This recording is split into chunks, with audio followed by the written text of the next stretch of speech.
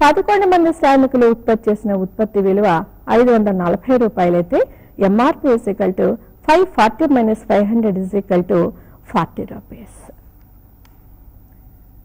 వివిధ ఉత్పత్తి కారకాలని వాటి ఉత్పాదకతలు దృష్టిలో పెట్టుకొని ఉత్పత్తి చేసే ఉత్పత్తిదారుడు ఎప్పుడు సమతౌల్యంలో ఉంటాడో చూద్దాం. దాన్ని ఉత్పత్తి కారకాల మార్కెట్లో సమతౌల్య నిబంధన అని చెప్పచ్చు. వివిధ ఉత్పత్తి కారకాలకి అనేక ప్రయోజనాలు ఉంటాయి. వేరువేరు రంగాల్లో కానీ వేరువేరు వస్తువులను ఉత్పత్తి చేసే సందర్భంలో కానీ ఉత్పత్తి కారకాలను వాడటం జరుగుతుంది. కారకాలకు చెల్లించే ధర, ఆ కారకాల వల్ల వచ్చేటువంటి ఉత్పాదకత సమానమైనప్పుడు ఉత్పత్తి కారకాల మార్కెట్లో సమతౌల్యం ఉంది అని చెప్పచ్చు. ఇక్కడ దాన్ని ఉదాహరణగా చూద్దాం.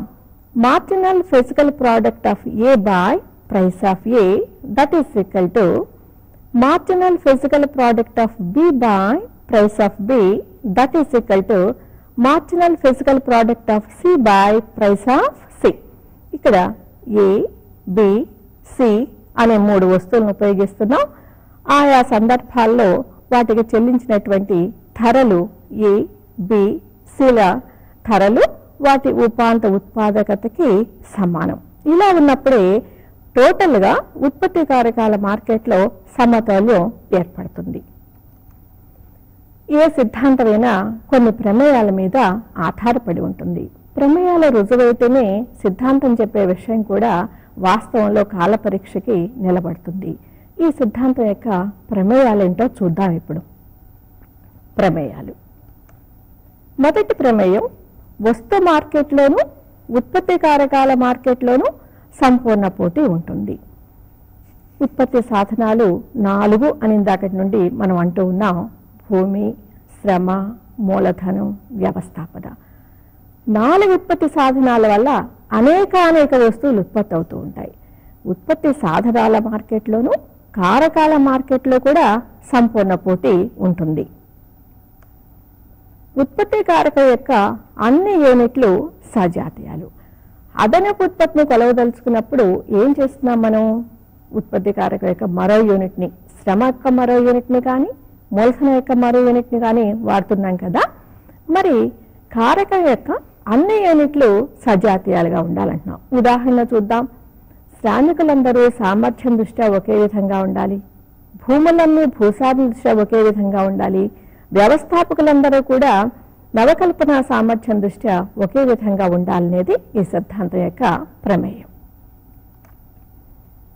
ఒక కారకానికి బదులు మరొకటి ప్రతిస్థాపన చేయొచ్చు. గరిష్ట లాభార్జన ధ్యేయంతో ఉండే ఉత్పత్తిదారుడు ఏం చేస్తాడు? తక్కువ ధర ఉన్న కారకాన్ని ఎక్కువ ధర ఉన్న కారకానికి బదులుగా వాడతాడు. ఎక్కువ ఉత్పాదకత ఉన్న కారకాన్ని తక్కువ ఉత్పాదకత ఉన్న కారకానికి బదులుగా వాడుతూ ఉంటాడు. అలా చేస్తేనే అతనికి గరిష్ట లాభం వస్తుంది. కనుక ఒక కారకానికి బదులు మరొకటి ప్రతిస్థాపన చేయొచ్చు. ఉత్పత్తి కారకాలకు పూర్తి గమనశీలత ఉంటుంది. వివిధ ఉపయోగాల మధ్య కానీ వివిధ రంగాల మధ్య కానీ ఉత్పత్తిదారులు తరలిపోవటానికి అవకాశాలు ఉంటాయనేది ఈ ప్రమేయం యొక్క ఉద్దేశం. మరొకటి, ఉత్పత్తి సాధన యొక్క ఉపాంత ఉత్పాదనని కొలవచ్చు. ఓ కారకం యొక్క అదనపు యూనిట్ని నియమిస్తే మొత్తం ఉత్పత్తిలో వచ్చే పెరుగుదలని కొలవగలం అని చెప్పేదే ఈ ప్రమేయం. చివరిది, ఈ సిద్ధాంత విశ్లేషణ దీర్ఘకాలానికి చెందింది. దీర్ఘకాలం అనే ప్రతిపాదనను ఆధారంగా చేసుకుని ఈ సిద్ధాంతాన్ని రూపొందించడం జరిగింది. ఇంతవరకు మనం పరిశీలించిన ఈ ప్రమేయాల మీద ఆధారపడిన ఈ సిద్ధాంతం సంస్థ ఎప్పుడు సమతౌల్యంలో ఉంటుందో కూడా తెలియజేస్తుంది. సంస్థ సమతౌల్యంలో ఉండటానికి కావలసిన నిబంధన ఏమిటి? ఉత్పత్తి కారకానికి చెల్లించే ప్రతిఫలము ఆ కారకాన్ని నియమించినందువల్ల ఉత్పత్తిలో వచ్చేటువంటి పెరుగుదల రెండూ సమానంగా ఉంటే తప్ప సంస్థ సమతుల్యంలో ఉండదు. అదే కాక ఉత్పత్తి కారకాల మార్కెట్లో సంపూర్ణ పోటీ ఉంటుంది అని కదా మనం అనుకుంటున్నాం. ఇప్పుడు చూద్దాం. ఈ పటంలో y-అక్షం మీద వేతనాలు, శ్రామికుడి యొక్క ఉత్పాదకతని తీసుకున్నాం. x-అక్షం మీద నెంబర్ ఆఫ్ లేబరర్స్, నియమించిన శ్రామికుల్ని తీసుకుందాం. సంపూర్ణ పోటీ ఉంటుందనే ప్రమేయం చేస్తున్నాం కనుక వేతనం x అక్షానికి సమాంతరంగా ఉంది కనుకనే AW = MW. ఆల్రెడీ మార్కెట్లో నిర్ణయించబడినటువంటి వేతనాన్ని ప్రతి సంస్థ ఫాలో అవుతుంది, తనంత తాను ధరని నిర్ణయించలేదు కనుకనే ఇక్కడ వేతనం x అక్షానికి సమాంతరంగా ఉంది. ఇది MRP రేఖ. ఈ రెండు ఈ దగ్గర ఈ 1 దగ్గర పరస్పరం ఖండించుకున్నాయి. ఈ దగ్గర నియమించబడిన శ్రామికులు ON, ఈ 1 దగ్గర నియమించబడిన శ్రామికులు ON1.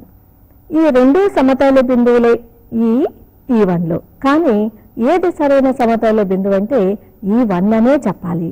ఎందుకంటే ON శ్రామికులు నియమించినప్పుడు MRP రేఖ దిగువ నుండి ఖండించింది MW రేఖని. అంతకు పూర్వం వస్తున్న ఈ నష్టాల్ని అధిగమించి ఈ వద్ద ఈ రెండు సమానమైనవి. ON కంటే మించి శ్రామికులు నియమిస్తే MRP రేఖ అంటే ఈ వక్రరేఖ ఈ వేతన రేఖ కంటే ఎగువ భాగాన్ని ఉంది. ఈ రెండు మధ్య ఉన్న ఈ గ్యాప్ అంతా సంస్థకు వచ్చేటువంటి లాభం. వన్స్ అగైన్ ఈ 1 బిందువు దగ్గర ఈ రెండు సమానం. అంటే ON1 మించి శ్రామికులు నియమిస్తే సంస్థకు మళ్ళీ నష్టాలు వచ్చే అవకాశం ఉంది కనుక ఈ 1 బిందువు దగ్గర సంస్థ సమతౌల్యంలో ఉంటుంది. ఇది స్వల్పకాలిక సమతౌల్యం. దీర్ఘకాలంలో సంస్థ కూడా సమతౌల్యం ఎలా ఉంటుందో చూద్దాం. దీర్ఘకాలంలో సమతౌల్యం. స్వల్పకాలంలో సంస్థకి సామాన్య లాభాలని మించి ఎక్కువ లాభాలు రావచ్చు. కానీ దీర్ఘకాలంలో అలా జరగటానికి సాధ్యపడదు. ఎందువల్ల సాధ్యపడదో ఇప్పుడు చూద్దాం. ఇక్కడ y-అక్షం మీద వేతనాలు శ్రామికులు నియమించినందువల్ల వచ్చే ఉత్పాదకత చూపబడినాయి. x-అక్షం మీద నంబర్ ఆఫ్ లేబరర్స్ అంటే నియమించబడిన శ్రామికుల్ని తీసుకోవటం జరిగింది. వేతన రేఖ W1 = AW1 MW1 అనుకుందాం. ఆ తర్వాత ఆ వేతనం AW MWకి తగ్గింది, మరింత తగ్గి AW2 MW2కి తగ్గింది. 3 సమతౌల్య బిందువులు ఈ పటంలో మనకు కనిపిస్తున్నాయి. E1 E2లు. ఆ వేరువేరు బిందువుల వద్ద ఉన్న నియమించబడిన శ్రామికులు ON, ON1, ON2. ఈ బిందువు దగ్గర పరిశ్రమ యావత్తు సమతౌల్యంలో ఉంది. ఎందువల్ల ఇక్కడ MRP రేఖ, ARP రేఖ AW MW ఈ 4 సమానం గనక ఇక్కడ సమతౌల్యంలో ఉంది. అంతకు పూర్వం ఏం జరిగిందో చూద్దాం. MRP రేఖ ఇక్కడ ఉంది, దాని దిగువన ARP రేఖ ఉంది. అంటే ఇదంతా సంస్థకు వచ్చే అధిక లాభం. ఈ లాభాలు ఉన్నప్పుడు ఏం జరుగుతుంది? కొత్త సంస్థలు పరిశ్రమలోకి ప్రవేశిస్తాయి. ఫలితంగా వస్తువు యొక్క సప్లై పెరుగుతుంది, ధర తగ్గుతుంది, శ్రమకి డిమాండ్ పెరిగి వేతనాలు కూడా OW1 నుండి OWకి తగ్గుతాయి. దానివల్ల E1 నుండి Eకి సమతౌల్య బిందువు ఏర్పడి ఇంతకు పూర్వం సంపాదించిన గరిష్ట లాభాలు అంతరించిపోయి సామాన్య లాభాలు మాత్రమే లభించవచ్చు. మరింతగా కొత్త సంస్థలు పరిశ్రమలకు ప్రవేశించాయనుకోండి, వన్స్ అగైన్ వేతనం OW నుండి OW2కి తగ్గుతుంది. శ్రామికులకి డిమాండ్ పెరిగినందువల్ల వేతనంలో వచ్చినటువంటి తరుగుదల ఇది. ఇక్కడ E2 దగ్గర సంస్థ సమతౌల్యంలో ఉంటుంది. కానీ ARP రేఖ దానికంటే ఎగువ భాగాన్ని ఉంది కనుక సంస్థకి ఇక్కడ నష్టాలు వచ్చే అవకాశం ఉంది. కనుక దీర్ఘకాలంలో AW = MW, ARP = MRP అయిన ఈ బిందువు వద్ద మాత్రమే పరిశ్రమ యావత్తు సామాన్య లాభాలను మాత్రమే సంపాదిస్తూ సమతౌల్యంలో ఉంటుంది అని చెప్పచ్చు. ఈ సిద్ధాంతానికి విమర్శలు కూడా ఉన్నాయి. ఆ విమర్శలు ఏంటో ఇప్పుడు చూద్దాం. ఈ సిద్ధాంతంలోని ప్రమేయాలు అవాస్తవికమైనవి. ఈ సిద్ధాంతాన్ని విమర్శించిన వాళ్ళు ఎవరో చూద్దాం ముందు. హాబ్సన్, టాసిగ్, కేన్స్ అనేవాళ్ళు ఈ సిద్ధాంతాన్ని విమర్శించారు. ఇందాక మనం సిద్ధాంతం కొన్ని ప్రమేయాల మీద ఆధారపడింది అని కదా అనుకున్నాం. ఈ ప్రమేయాలను ఉద్దేశించి ఓ విమర్శ ఉంది. అవేంటంటే ప్రమేయాలన్నీ అవాస్తవికమైనవి. ఎందుకు అవాస్తవికమైనవో చూద్దాం. ఉత్పత్తికారకపు యూనిట్లు సజాతీయంగా ఉండవు. సిద్ధాంతం ఏమని ఊహించింది? సామర్థ్యం దృష్ట్యా శ్రామికులందరూ, భూసారం దృష్ట్యా భూమి యూనిట్లన్నీ, అదేవిధంగా వ్యవస్థాపక యూనిట్లు కూడా ఏకజాతీయాలు లేదా సజాతీయంగా ఉండాలని కదా సిద్ధాంతం యొక్క ప్రమేయం. వాస్తవానికి అలా జరుగుతుందా? జరగదు. శ్రామికులు వేర్వేరు కారణాల వల్ల, శారీరక కారణాల వల్ల కానీ, జీన్స్ కారణాల వల్ల కానీ, సామర్థ్యంలో ఉన్న తేడాల వల్ల కానీ వేర్వేరు సమర్థతల్ని కలిగి ఉంటారు. అదేవిధంగా భూమి కూడా. కనుక ఉత్పత్తికారక యూనిట్లన్నీ సజాతీయంగా కాక విజాతీయంగా ఉంటాయనేది వీళ్ళ విమర్శ. మరొకటి, ఉత్పత్తి కారకాల మధ్య పూర్తి ప్రతిస్థాపనకి వీలుండదు అంటున్నాడు హాబ్సన్. ప్రతిస్థాపన, ఒక కారకానికి బదులు మరో కారకాన్ని వాడచ్చు అనేది ప్రతిస్థాపన కదా. ఎందుకు ఇలా ప్రతిస్థాపన చేస్తూ ఉంటారు ఉత్పత్తి కారకాలని? గరిష్ట లాభాలను ఆర్జించడం కోసం ఉత్పత్తిదారుడు ఓ కారకానికి బదులుగా మరొక దాన్ని వాడుతూ ఉంటాడు.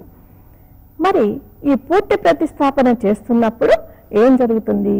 కనిష్ట వ్యయంతో గరిష్ట లాభాల్ని, గరిష్ట ఉత్పత్తిని సాధించడానికి అవకాశం ఉంటుంది అన్న ఉద్దేశంతో ప్రతిస్థాపన చేస్తూ ఉంటాడు. కానీ విమర్శకుల ఉద్దేశం ఏమిటంటే అలా కుదరదు ప్రతిస్థాపన చేయటానికి. ఎందుకో చూద్దాం. ఓ ఎకరం భూభాగం మీద 1000 రూపాయలు ఖర్చు పెట్టి 5 శ్రామికులు నియమించి 20 బస్తాల ధాన్యాన్ని ఉత్పత్తి చేస్తున్నారు అనుకుందాం. భారతదేశంలో శ్రమ చౌక గనక ఇతర కారకాలను స్థిరంగా ఉంచి శ్రామికుల్ని పెంచుతూ పోతే, మూలధనాన్ని స్థిరంగా ఉంచి శ్రామికులను మాత్రమే పెంచుతూ పోయామనుకోండి, ఉత్పత్తి ఎంతైనా పెరుగుతుందా? పెరగదు. దీనికి ఓ సందర్భంలో ఓ క్వశ్చన్ పేపర్లో ఇలాంటి క్వశ్చన్ వచ్చింది. అదేంటంటే, ప్రతిస్థాపనకి పూర్తి అవకాశమే ఉంటే, క్షణ ప్రతిఫల సిద్ధాంతం వర్తించకపోతే ప్రపంచానికి సరిపోయే ఆహార పదార్థాన్ని చిన్న పూల తొట్టెలో పండించవచ్చు కదా అని. నిజం కదా? అంటే ప్రతిస్థాపనకు అసలు పూర్తి అవకాశాలు, అదే ప్రతిస్థాపన లేదా ఒక కారకానికి బదులు మరొక దాన్ని పూర్తిగా ఉపయోగించడానికి వీలు లేదనేది హాబ్సన్ యొక్క విమర్శ ఎంతైనా వాస్తవం. మరి ప్రతిస్థాపనకి అవకాశాన్ని కలిగించే అంశం ఏది? వ్యయాల్లో తేడా ఒకటే కాదు, సాంకేతిక అంశాల మీద ఆధారపడి మాత్రమే కొంతవరకే ఒక కారకానికి బదులు మరొక కారకాన్ని ప్రతిస్థాపన చేయగలం. మరో విమర్శ, ఉపాంత ఉత్పాదకతను కొలవలేము. ఈ సిద్ధాంతం పేరే ఉపాంత ఉత్పాదకత సిద్ధాంతం. మరి విమర్శకులు ఏమంటున్నారో చూద్దాం. ఉపాంత ఉత్పాదకతను కొలవలేము, మిగతా కారకాలను స్థిరంగా ఉంచి ఒక కారకం యొక్క అదనపు యూనిట్ని నియమించినందువల్ల ఉత్పత్తిలో వచ్చే పెరుగుదలంతా ఈ అదనపు కారకం వల్లే వచ్చింది అనేది క్లార్క్ గాని అతని అనుచరుల యొక్క ఉద్దేశం.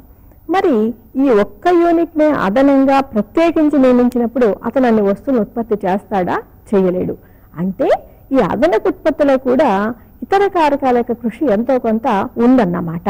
కనుకనే ఉపాంత ఉత్పాదకతని ప్రత్యేకించి కొలవలేము అనేది విమర్శకుడి యొక్క ఉద్దేశం. ఈ సిద్ధాంతం కారకాల డిమాండ్ మాత్రమే పరిగణలోకి తీసుకుంటుంది. విలువ సిద్ధాంతం ప్రకారం ఏమంటున్నాం మనం? వస్తువుల యొక్క ధర నిర్ణయించడానికి 2 ఫోర్సెస్ ఉన్నాయి. ఒకటి డిమాండ్ ఫోర్స్, రెండవది సప్లై ఫోర్స్. కానీ ఇక్కడ ఉపాంత ఉత్పాదక దృష్టిలో పెట్టుకొని మాత్రమే ఉత్పత్తి కారకాలు నియమిస్తున్నాడు కనుక డిమాండ్ని మాత్రమే లెక్కలోకి తీసుకుంది, సప్లై అనే అంశాన్ని పూర్తిగా విస్మరించింది అనేది విమర్శకుల యొక్క ఉద్దేశం. సప్లైని పూర్తిగా విస్మరించినందువల్ల ఇది పాక్షిక విశ్లేషణ మాత్రమే అంటున్నారు ఆధునికులు. దీనికి ఓ ఉదాహరణ చూద్దాం. ఇది కత్తెరలోని ఓ భాగం. ఇది కత్తెరలోని 2వ భాగం.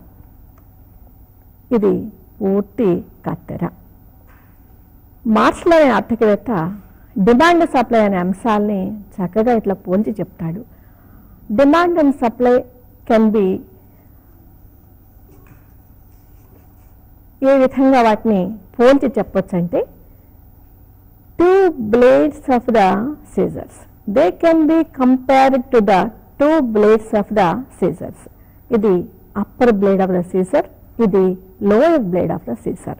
అందులో ఒకటి డిమాండ్, 2 సప్లై. ఈ ఒక్క బ్లేడు పీస్ ఆఫ్ పేపర్ని కానీ పీస్ ఆఫ్ క్లాత్ని కానీ కట్ చేయగలదా? ఖచ్చితంగా కట్ చేయలేదు. పోనీ ఈ లోయర్ బ్లేడ్ కట్ చేయగలదా? చేయలేదు. మరి ఈ రెండూ కలిసి కట్ చేయగలవా? చేయగలవు. అంటే ధర నిర్ణయానికి కూడా డిమాండ్, సప్లై అనే ఈ రెండు ఏకకాలంలో ఉంటే కానీ పని జరగదు కనుక ఇందాకటి సిద్ధాంతం కేవలం ఒక్క అంశాన్ని లెక్కలోకి తీసుకుంది కాబట్టి అది పాక్షిక సిద్ధాంతం మాత్రమే అని వాళ్ళ ఉద్దేశం.